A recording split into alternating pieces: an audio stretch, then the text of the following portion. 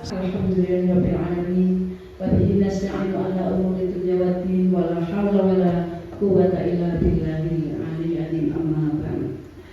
Yang saya hormati, yang berbahagia Bapak Ibu Guru SD Negeri Pandewa, yang mana hari ini hari Kamis tanggal 27 Juni 2024 kita akan mengadakan praktek bersama, yaitu praktek baik bersama, yang mana di dalam rapor pendidikan Satuan Pendidikan SD Negeri Kalimantan II pada tahun 2024 diantaranya prioritas pada kemampuan numerasi turun, yaitu turun menjadi 4,91%. Pada tahun 2023 dengan skor 64,42. Dengan demikian pada kesempatan ini yang berbahagia ini kita akan bersama-sama mengupas tuntas tentang kompetensi yang akan kita prioritaskan, kita bahas pada pagi hari ini dengan kompetensi domain yaitu aljabar dan kegiatan benahi sampai dengan nanti selesai. Yang kita prioritaskan adalah pada kompetensi numerasi. Demikian Bapak Ibu, nanti kita bahas bersama sampai dengan refleksi. Terima kasih atas waktunya. Semoga kegiatan praktek baik penerapan pembelajaran terdiferensi numerasi di SD Negeri Kalimantan II hari ini bisa berjalan lancar. Demikian dari saya Ari. Wassalamualaikum warahmatullahi wabarakatuh. Selamat bekerja sama, semangat untuk melaksanakan implementasi pada laporan rapor pendidikan di tahun 2024 SD Negeri Kalimantan II yang menjadi prioritas kita semua. Terima kasih. Assalamualaikum warahmatullahi wabarakatuh. Waalaikumsalam warahmatullahi wabarakatuh. Alhamdulillahirobbilalamin. Pada pagi hari ini saya berkesempatan untuk menyebarkan pemahaman saya tentang penerapan pembelajaran terdiferensiasi numerasi di SD. Nah, kenapa saya mau ngambil materi ini? Karena di beberapa kondisi, di beberapa situasi, kadang kita masih bingung apa sih yang disebut numerasi dan bagaimana memahami sebuah numerasi itu sendiri, apalagi di dalam kurikulum merdeka. Nah, pada kesempatan kali ini mari kita belajar bersama tentang bagaimana menerapkan pembelajaran terdiferensiasi numerasi di SD. Nah, sebelumnya saya ingin bertanya dulu kepada Bapak Ibu Guru semua, kira-kira apa yang disebut dengan numerasi?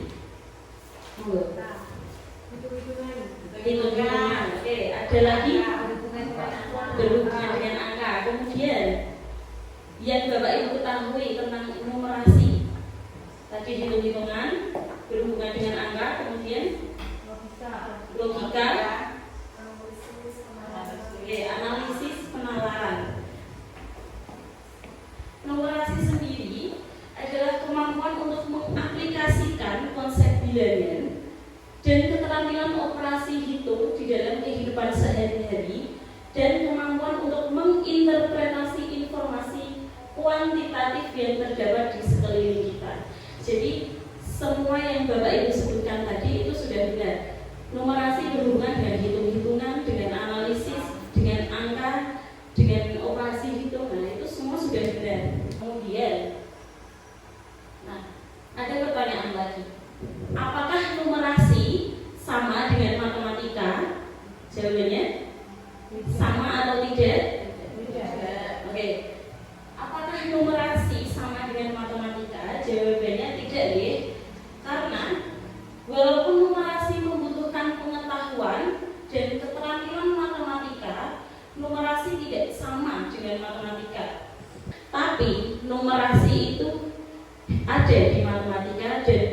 ada juga di pelajaran lain. Jadi di bahasa Inggris ada, di PJOK ada, dan di PAI pun juga ada numerasi. Makanya di sini Bapak Ibu yang mengajar mapel itu nanti juga bisa menerapkan numerasi di mata pelajarannya sendiri. Jadi tidak hanya di pelajaran untuk guru kelas saja, namun juga guru mapel juga bisa menerapkan numerasi. Nah, kemudian kita masuk di konsep pembelajaran terdiferensiasi. Kira-kira Bapak Ibu sudah menerapkan pembelajaran terdiferensiasi atau belum ya selama ini? Untuk yang di kelas 1 ya.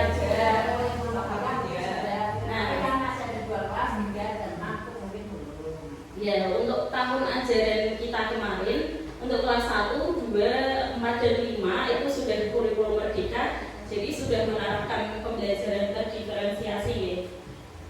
Jadi Bapak Ibu sudah mengetahui apa yang dimaksud pembelajaran terdiferensiasi. Dan di sini pembelajaran terdiferensiasi adalah metode yang menyesuaikan konten, proses, produk, dan lingkungan belajar sesuai dengan kebutuhan, minat, dan profil belajar siswa. Nah, di dalam numerasi berarti memberikan tugas dan tantangan yang sesuai dengan tingkat pemahaman setiap siswa. Artinya, untuk kelas 1, 2, 3 tidak akan sama dengan kelas 4, 5, dan 6. Bahkan di kelas 2 dan 3 saja sudah tidak sama, karena tingkat pemahaman setiap siswa juga berbeda. Jadi tidak hanya di dalam satu kelas itu berbeda, tapi di jenjang kelas itu juga berbeda. Kemudian, nah, elemen numerasi yang ada di sekolah dasar. Karena kita guru-guru di SD, maka kita fokusnya ada di elemen numerasi yang ada di sekolah dasar saja. Nah, di sini elemen numerasinya ada 3. Yang pertama aljabar, kemudian yang kedua geometri, dan yang ketiga adalah data. Nah, aljabar di SD, kira-kira yang ada di pikiran Bapak Ibu ketika mendengar aljabar di SD itu berarti tentang apa? Penjumlahan, pengurangan, pembagian. Yes. Aljabar di tingkat SD melibatkan pemahaman dasar tentang operasi aritmatika dan hubungan antar simbol. Misalnya penggunaan simbol tambah atau penjumlahan, kemudian kurang dan sama dengan. Di kelas yang lebih tinggi, siswa mulai mengeksplorasi variabel dan persamaan sederhana. Di kelas yang lebih tinggi itu maksudnya kelas 4, 5, 6 ya. Nah, kemudian kita masuk lagi ke geometri. Di geometri di SD, yang pertama ada pengenalan bentuk-bentuk dasar. Untuk anak sekolah dasar kita hanya perlu mengenalkan, oh ini loh bentuk kubus, ini bentuk persegi, ini perbedaan antara persegi dan persegi panjang. Kemudian ada kubus, ada limas, ada prisma. Nah, selanjutnya setelah kita sudah mengenalkan bentuk-bentuk dasar geometrinya, kita mengenalkan juga sifat-sifatnya, sifat geometri. Tentunya antara belah ketupat dan jajar pinjang sifatnya juga berbeda. Apalagi antara lingkaran dan segitiga, sifatnya pun sudah berbeda. Nah, setelah kita mengajarkan sifat geometri, kita juga mengajarkan hubungan antar bentuk. Hubungan antar bentuk ini biasanya kalau di SD kita sudah dipelajari di kelas tinggi. Misal ada bentuk rumah, rumah itu gentengnya berbentuk segitiga, ada yang bentuknya trapesium. Kemudian untuk bawahnya, untuk dindingnya biasanya berbentuk persegi atau persegi panjang. Nah, itu sudah termasuk hubungan antar bentuk. Nah, di sini siswa belajar mengidentifikasi, membandingkan dan menggambar bentuk-bentuk ini serta memahami konsep ruang dan ukuran. Konsep ruang itu ada 2 dimensi dan 3 dimensi. Kalau 2 dimensi berarti bangun datar, 3 dimensi berarti bangun ruang. Nah, selanjutnya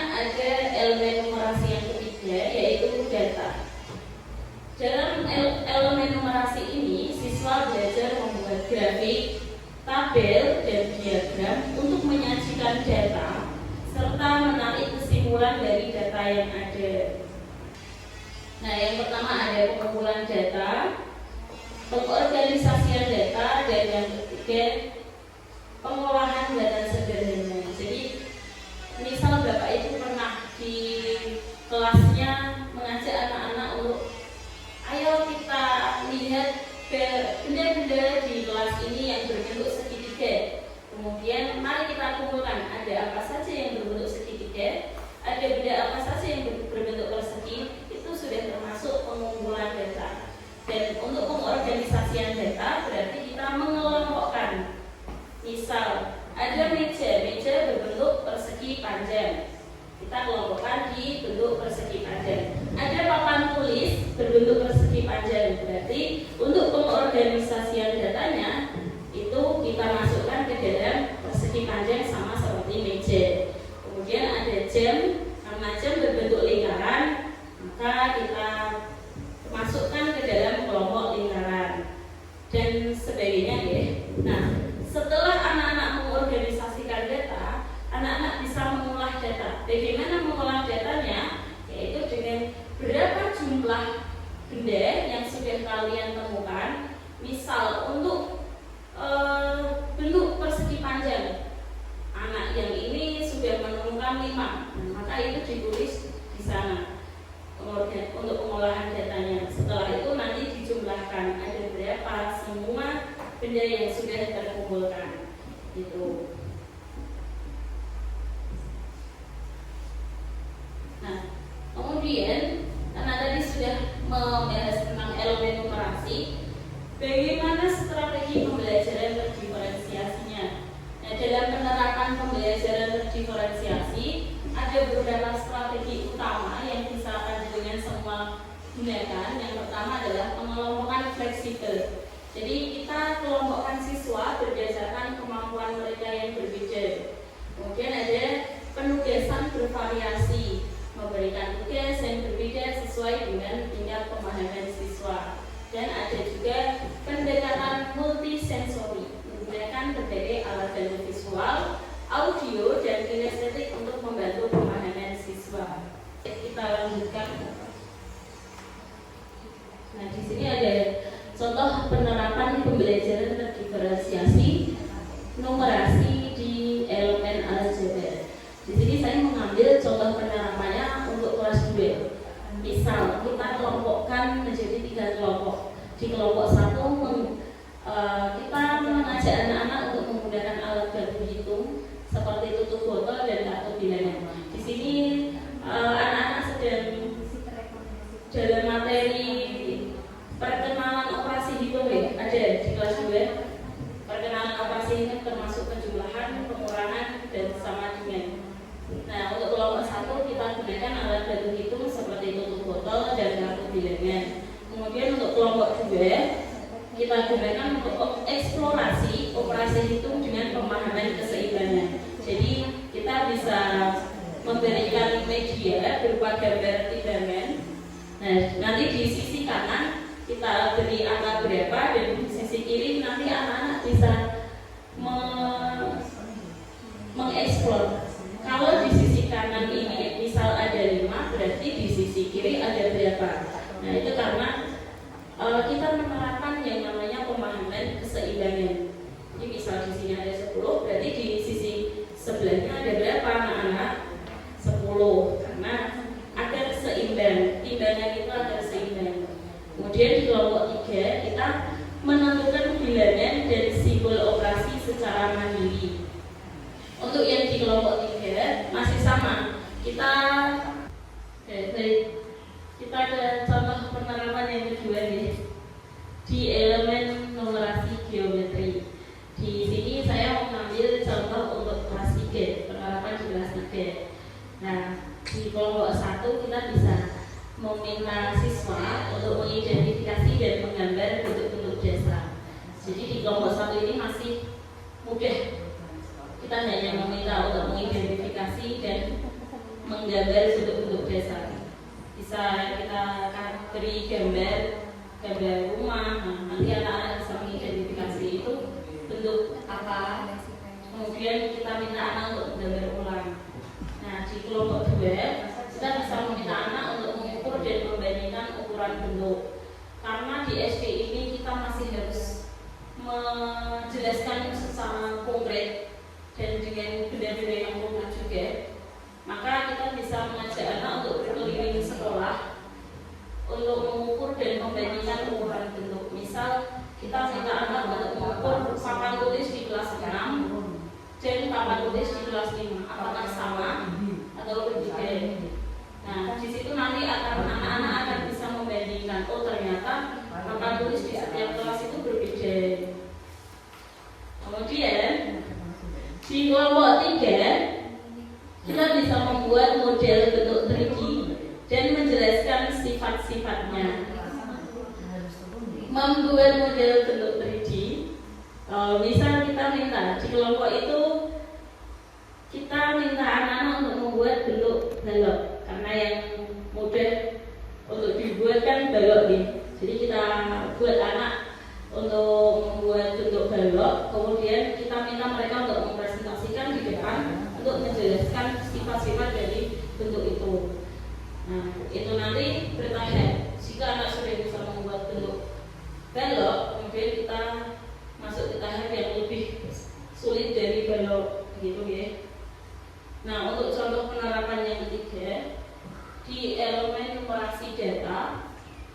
Di sini contoh penerapannya untuk kelas 4D. Jadi masih kita buat kelompok karena ini pembelajaran terdiferensiasi. Jadi biasanya kita menerapkannya dengan mengelompokkan siswa sesuai dengan kemampuannya.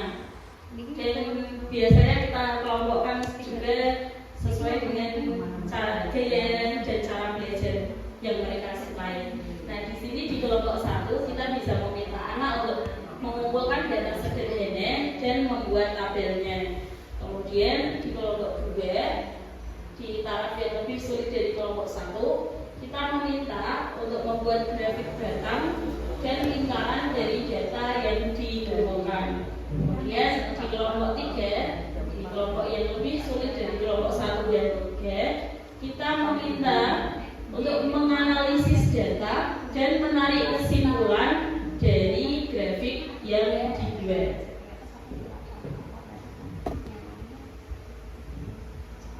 Nah, di sini ada peran guru dalam pembelajaran terdiferensiasi. Di sini peran guru sangat penting dalam pembelajaran terdiferensiasi. Guru harus mampu dalam 1. Mengidentifikasi kebutuhan dan kemampuan masing-masing siswa. Jadi biasanya Bapak Ibu yang sudah menerapkan kurikulum Merdeka, biasanya di awal tahun ajaran Bapak Ibu sudah menerapkan untuk melakukan asesmen diagnostik awal materi. Nah, itu termasuk untuk mengidentifikasi kebutuhan dan kemampuan masing-masing dari siswa panjenengan semua. Kemudian kita bisa merancang kegiatan belajar yang sesuai. Yang sesuai dengan apa? Itu tentunya kita merancang kegiatan yang sesuai dengan siswa kita, bukan sesuai dengan diri kita, tapi sesuai dengan siswa, sesuai dengan gaya belajar mereka dan sesuai dengan profil mereka sendiri.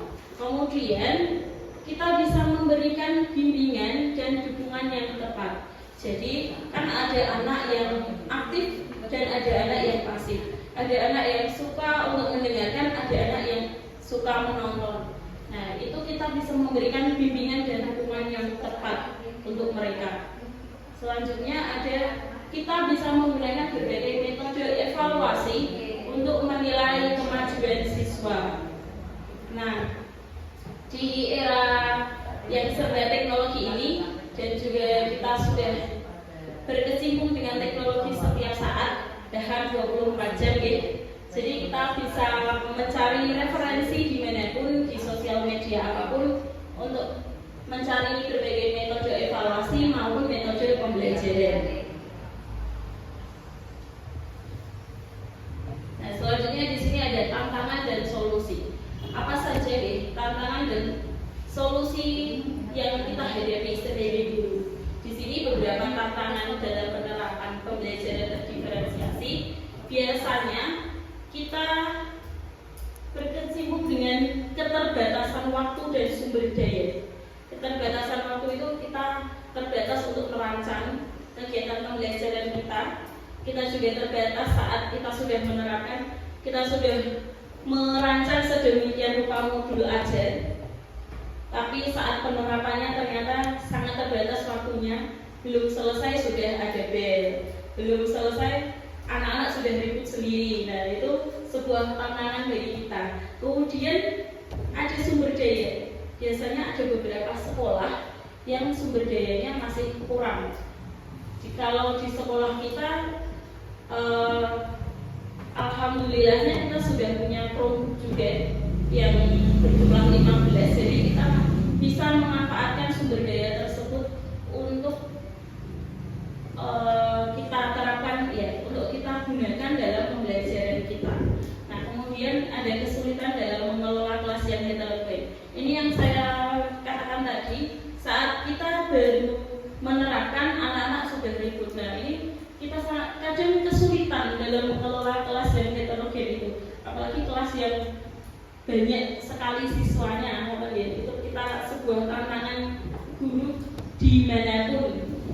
Nah, kemudian solusi untuk mengatasi tantangan ini kita bisa menggunakan teknologi pendidikan. Ada banyak sekali teknologi pendidikan yang bisa kita gunakan, yang bisa kita implementasikan di kelas kita, dan biasanya juga sudah ada yang menyediakan berbagai fitur. Jadi kita tidak menggunakan. Tapi kalau Bapak Ibu mau berkreasi dan berkolaborasi dengan Bapak Ibu yang lain, itu juga sudah ada. Jadi kita bisa menggunakan Canva untuk pendidikan, kita bisa menggunakan Assembler Edu dan sebagainya. Jadi di era teknologi ini kita sudah bisa mengakses semua teknologi pendidikan dengan sangat mudah. Kemudian solusi yang kedua, kita libatkan orang tua dalam proses belajar. Jadi ada komunikasi antara guru dan orang tua, sehingga dalam proses belajar siswa itu nanti akan ada banyak hal-hal positif yang bisa kita dapatkan dan juga siswa kita dapatkan.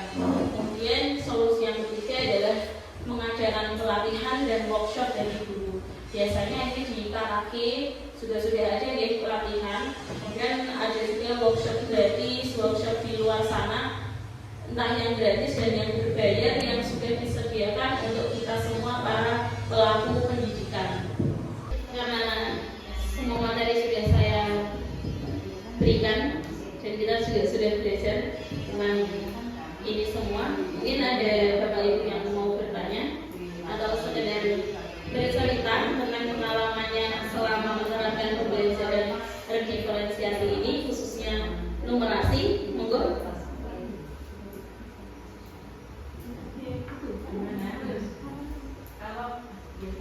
Oke, Juli monggo. Baik, tadi setelah saya mengamati dan menyimak untuk pembelajaran berdiferensiasi tadi ada kelompok 1, 2, 3 G. Nah, di situ kan berarti ada pengelompokan sesuai dengan kemampuan. Nah, ini untuk di kelas 1 itu masih ada kendala. Karena apa? Kalau saya berikan soal dengan kelompok 1 dengan 2 dan 3 itu berbeda, maka ada timbul, Bu Guru saya kok tidak dikasih yang itu, Bu Guru saya kepengen itu juga. Terus solusinya itu gimana Bu itu? Karena anak kelas 1 pengennya semua mencoba. Baik, di sini saya akan menjawab menurut saya sendiri, bukan menurut teori pembelajaran terdiferensiasi, tapi menurut saya pribadi. Oke, untuk kelas 1, karena kelas 1 masih transisi antara PAUD dengan SD, dan transisi itu harus menyenangkan. Dan tadi Bu Dwi mengatakan bahwa kondisi di kelasnya, jika dikelompokkan seperti itu nanti ada anak yang iri, bisa kita katakan iri ya, atau bertanya-tanya, Bu kok saya nggak dikasih itu tapi dia dikasih. Nah, terus Bu kok saya dikasih ini padahal saya maunya yang itu.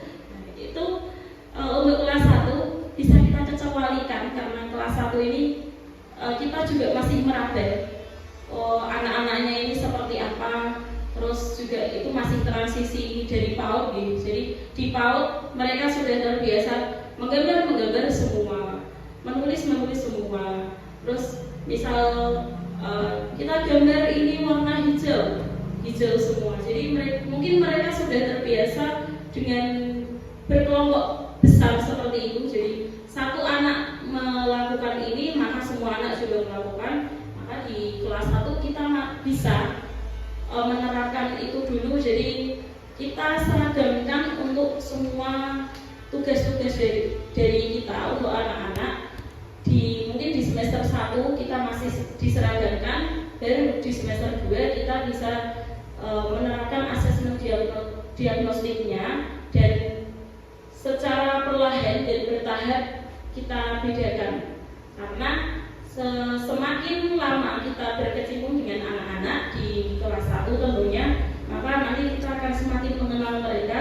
Kita juga akan semakin tahu, oh anak yang ini itu tidak suka kalau mendengarnya terlalu lama. Jadi kita kasih yang berbeda. Coba kita kasih yang berbeda. Terus anak yang ini ternyata lebih suka menonton video. Jadi coba kita kasih yang ini. Nanti anak-anak juga akan perlahan merasakan, ternyata saya tuh suka belajar seperti ini. Jadi saya juga suka kalau saya dikasih tugas seperti ini. Nah mungkin seperti itu gitu. Dan nanti di kelas 2 baru kita bisa kelompokkan sesuai dengan gaya belajar mereka. Jadi untuk di kelas 1 kita bertahap dulu. Dan mungkin bisa membantu untuk solusinya atau belum, karena Oke, saya berdasarkan pengalaman. ya. Kalau untuk saya kan sudah dari awal, dari kelas saya kelas yang paling lama. Kalau untuk menyikapi seperti itu, karena memang kelas kita itu heterogen, berarti tugasnya itu kita kopikan semua dulu. Jadi anak-anak itu memang ini mahal di biaya dan mahal di waktu. Jadi anak itu ketika kita sudah memberikan media yang berbeda, tugas yang berbeda, LK yang berbeda, karena kelasnya heterogen, maka satu anak kita kasih 3 tugas yang berbeda tadi, terus anak biar memilih sendiri.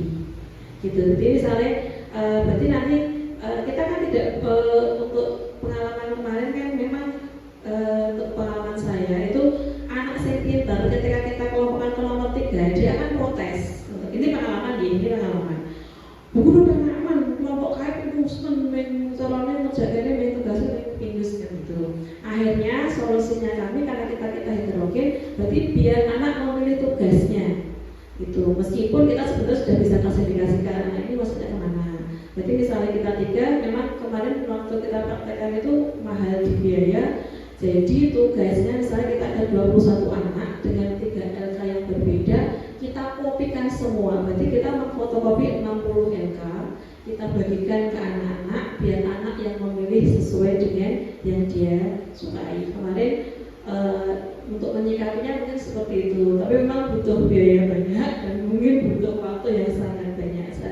Sehingga anak-anak suka, akhirnya dia akan membuat mungkin bisa jadi dia bisa bergaul dengan sesama kelompok yang lain, bisa jadi dia ketika aku pilih ini, akhirnya dia bergabung sendiri tanpa kita arahkan. Misalnya kita ada tugasnya, kita ada yang model audiovisual, visual dan kinestetik gitu. Nanti anak-anak yang memilih kinestetik dia akan ikut gabung dengan kinestetik sendiri-sendiri. Itu tidak perlu kita arahkan. Mungkin seperti itu. Memang butuh banyak pemikiran dan butuh kerja keras. Dan itu juga tidak setiap bisa praktekkan, kalau tidak capek gitu. Tapi mungkin bisa menjadi solusi untuk kelas 1 kan berarti pokoknya pilih yang sesuai dengan yang kita suka. Tapi kita batasi juga, pilihnya satu aja ya. Berarti kan anak-anak sesuai dengan kemampuannya. Terima kasih.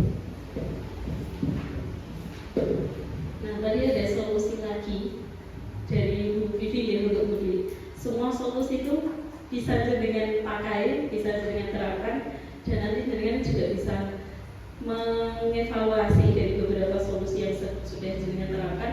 Ternyata solusi mana yang lebih tepat bagi saya dan bagi murid-murid saya. Mungkin ada solusi lain lagi dari Bapak Ibu, apalagi yang sudah menerapkan kurikulum Merdeka. Monggo. Atau cukup? Mungkin Oke, karena duit sudah cukup ya, sudah cukup untuk solusinya. Mungkin ada pertanyaan lagi terkait pembelajaran terdiferensiasi, khususnya bagi yang belum menerapkan di kelas 3 dan 6. Bu Dewi tidak deh, berarti insya Allah sudah paham ya. Berarti sudah siap menerapkan pembelajaran terdiferensiasi. Saya juga insya Allah sudah siap meskipun masih meraba-raba, karena ini termasuk baru untuk kelas 3 dan 6 yang sebelumnya masih di K13. Mungkin untuk guru mapel, PJOK dan PAI Sabun, oke. Jadi pada intinya numerasi bukan hanya tentang matematika, bukan hanya ada di matematika, tapi ada di semua pelajaran, di IPS, di IPA, PKN, bahasa Jawa, bahasa Inggris, PAI, PJOK, dan yang lainnya itu tetap ada numerasi. Jadi mari Bapak Ibu kita belajar bersama untuk menerapkan numerasi di pembelajaran kita. Kesimpulan dari semua ini adalah pembelajaran terdiferensiasi dalam numerasi memberikan pengalaman belajar yang beragam dan mendalam bagi setiap siswa. Dengan peran aktif dari guru, kita dapat membantu setiap siswa mencapai potensi maksimal mereka dalam numerasi. Nah, mungkin sekian yang bisa saya sampaikan. Terima kasih atas perhatian Ibu dan Bapak Guru semua. Mari kita terus berinovasi dalam menciptakan pembelajaran yang efektif dan menyenangkan bagi siswa kita, apalagi di kurikulum merdeka ini. Sekian dari saya.